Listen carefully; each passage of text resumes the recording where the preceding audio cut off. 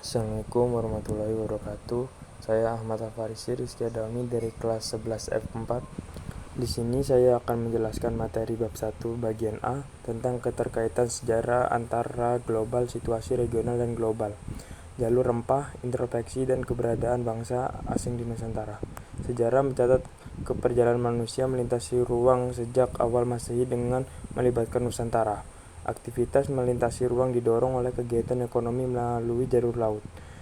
Bukti keterlibatan Nusantara dalam perdagangan internasional terlihat dari catatan Claudius dan Ptolemeus.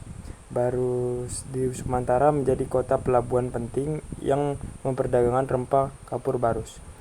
Hubungan pelayaran antara Nusantara dan Timur Tengah, India, dan Cina sudah terjalin sejak abad kedua. Kerajaan Jawa telah membangun jalur kemaritiman dengan bangsa Cina pada awal abad kedua Masehi. Nusantara bukan hanya destinasi rempah-rempah, tetapi juga persinggahan jalur maritim internasional. Catatan penumpang Cina pada abad ke-4 dan Tanjungan Ibnu Battuta serta Tome Ples menunjukkan interaksi intens antara Nusantara dan bangsa asing. Pelayaran internasional lintas benua membawa rempah ke wilayah regional dan global, termasuk Asia Tenggara.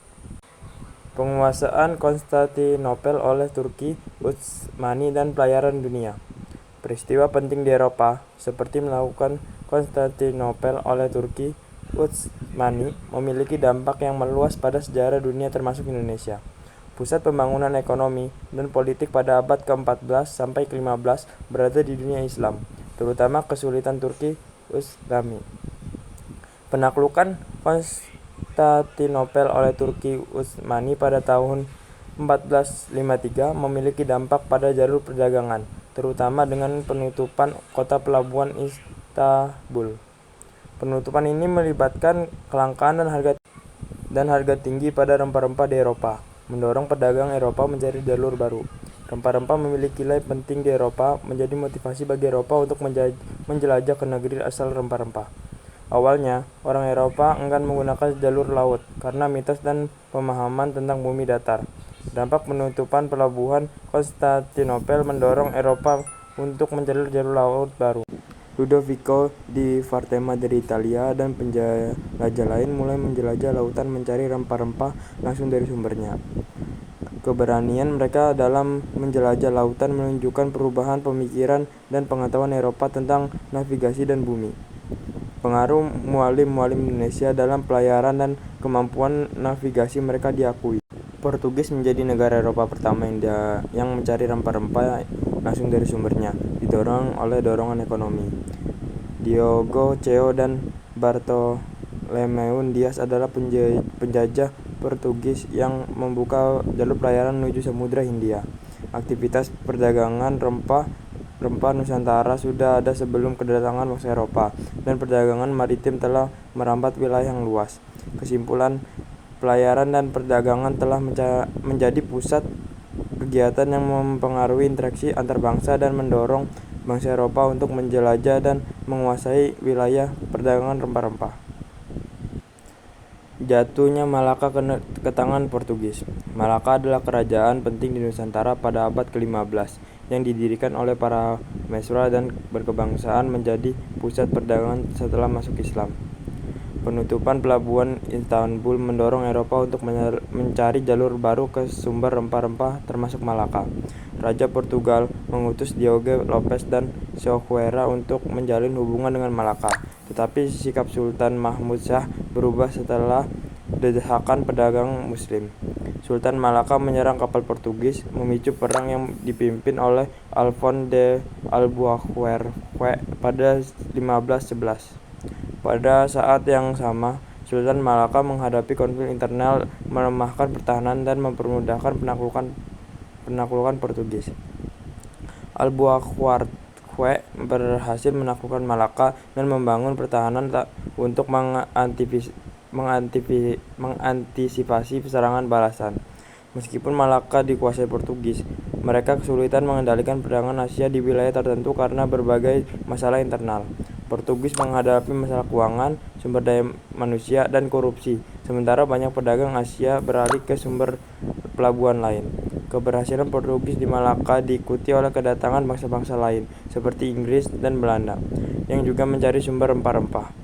Ekspedisi pertama Inggris dan Belanda ke Indonesia mengarah ke pembentukan VOC pada tahun 1600 dengan hak istimewa yang kuat dari pemerintah Belanda. VOC menjadi kekuatan dominan dalam perdagangan dan kolonialisasi di wilayah tersebut, mengendalikan berbagai aspek termasuk militer, kepemimpinan daerah, mata uang, dan pengumpulan modal. Perkenalkan, nama saya Justin Jonathan, saya dari 11F4. Saya akan menjelaskan bagian B, perlawanan bangsa Indonesia terhadap kolonialisme. Perlawanan bangsa Indonesia terhadap kolonialisme merupakan bagian penting dari sejarah perjuangan kemerdekaan Indonesia selama berabad-abad. Rakyat Indonesia berjuang melawan penjajah asing, terutama Belanda, untuk mempertahankan kedaulatan dan kebebasan mereka. Periode perlawanan. 1. Perlawanan terhadap VOC, Verenigde State Company, di berbagai daerah. 2. Perang Makassar 1666 sampai 1669, melawan Belanda di Sulawesi. 3. Perlawanan Sultan Agung dan Mataram terhadap VOC 1628 sampai 1629. Perlawanan abad 19. 1. Perang Padri di Sumatera Barat 1803 sampai 1838. 2. Perang Diponegoro di Jawa 1825 sampai 1830. 3. Perang Aceh sampai 1873 sampai 1904. Perlawanan awal abad 20. 1. Pemberontakan peta di Blitar 1945. 2. Gerakan-gerakan nasionalisme seperti Budi Utomo dan Sarekat Islam. 3. Sumpah Pemuda 1928 sebagai tonggak perjuangan bersatu. Puncak perlawanan. 1. Proklamasi Kemerdekaan Indonesia 17 Agustus 1945. 2. Perang Kemerdekaan Indonesia 1945 sampai 1949. Kesimpulan, perlawanan bangsa Indonesia terhadap kolonialisme berlangsung dalam berbagai bentuk dan intensitas, mulai dari perlawanan bersenjata hingga gerakan politik dan diplomasi. Perjuangan ini akhirnya membuahkan hasil. Dengan kemerdekaan Indonesia pada tahun 1945, meskipun perjuangan untuk mempertahankan kemerdekaan masih berlanjut beberapa tahun setelahnya. Halo semuanya, perkenalkan nama saya Septi Widya Ramadhani dari kelas 11 F4. Di sini saya akan menjelaskan tentang dampak penjajahan di negara koloni. Dampak ekonomi. Potensi ini sudah sejak lama dilirik oleh para pelawat yang datang ke Indonesia, termasuk kaum penjajah Belanda memanfaatkan potensi alam tersebut, salah satunya dalam bidang industri perkebunan. Kehadiran Belanda di Nusantara dimulai dengan pembentukan VOC, yang dalam pengembangannya berhasil mengembangkan usaha berupa perkebunan, komoditas baru yang dianggap memiliki proses yang bagus, diantaranya kopi dan tebu. 2. Urbanisasi dan pertumbuhan kota. Dampak dari adanya kolonialisme di Indonesia yakni adanya urbanisasi. Urbanisasi sendiri adalah pergeseran populasi di daerah pedesaan dan perkotaan. Pada masa liberal, ini perusahaan baru yang didirikan dengan cepat mengalami perkembangan. Oleh karena itu, perusahaan membutuhkan banyak personil dan tenaga ahli, tidak jarang sampai mendatangkan tenaga dari luar negeri. 3. Dampak sosial dan budaya. Sebelum memasuki masa politik etis, perkembangan pendidikan ilmu pengetahuan dan teknologi memang berdampak kecil bagi masyarakat pribumi, karena tidak semua lapisan masyarakat dapat mempelajarinya. Meskipun demikian, di sisi lain, terdapat beberapa aspek pengetahuan dan teknologi yang dipelopori dan diperkenalkan oleh pemerintah. Kolonial Belanda, masyarakat diperkenalkan pada persenjataan modern, senjata ringan, hingga senjata yang berat. Teknologi lain yang digunakan dan diperlihatkan oleh kolonial, yakni kendaraan tempur, transportasi lainnya. Ilmu pengetahuan tersebut berasal dari negara Eropa, yang kemudian pemerintahan kolonial menampakkan iptek melalui pendidikan baik di sekolah maupun cara penggunaan secara langsung kepada masyarakat Hindia Belanda. 4. Kesehatan dan higienitas. Di samping teknologi, pemerintahan kolonial pun mengeluarkan kebijakan dalam kesehatan dan higienitas.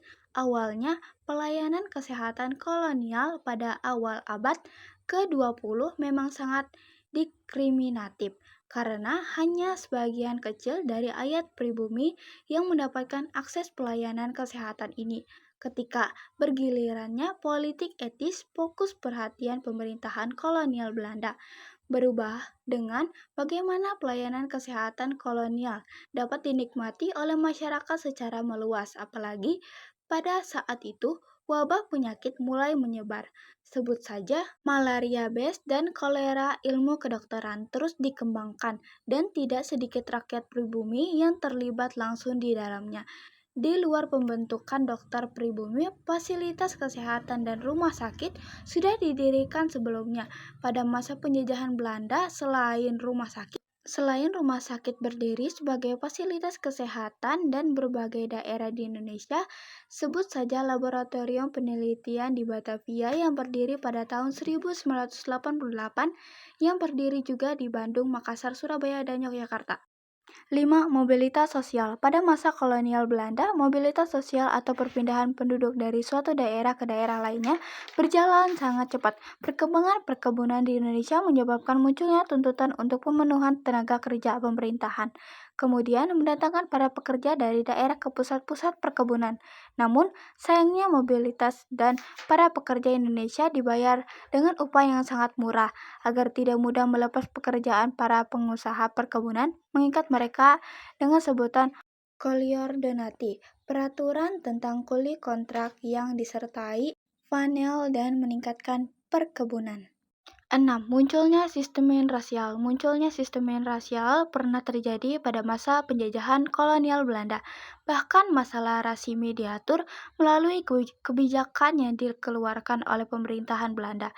Dengan sengaja pemerintahan kolonial Belanda membeda-bedakan golongan berdasarkan ras. Kebijakan itu semakin tegas sejak awal abad ke-19, yang mana hal tersebut untuk memunculkan persamaan sistem rasial dan kalangan pribumi di bawah kekuasaan kolonial menyebabkan adalah sejak masa POC, hak-hak milik mereka dilindungi secara hukum berat karena orang Cina dapat dimanfaatkan dalam posisi perekonomian, seperti halnya menjadi perdagangan perantara dan pengawasan antara kolonial dengan pribumi.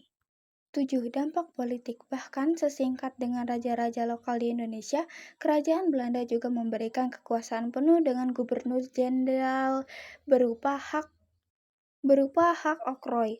Hal istimewa itu dibanding politik yaitu boleh membuat perjanjian dengan raja, mengangkat dan menurunkan pimpinan setempat. Tidak jarang upaya tersebut ditempuh dengan cara politik adu domba. Memasuki abad ke-20, Belanda menerapkan kebijakan politik etis atau politik balas budi pada 1901 untuk memperbaiki pendidikan di Indonesia.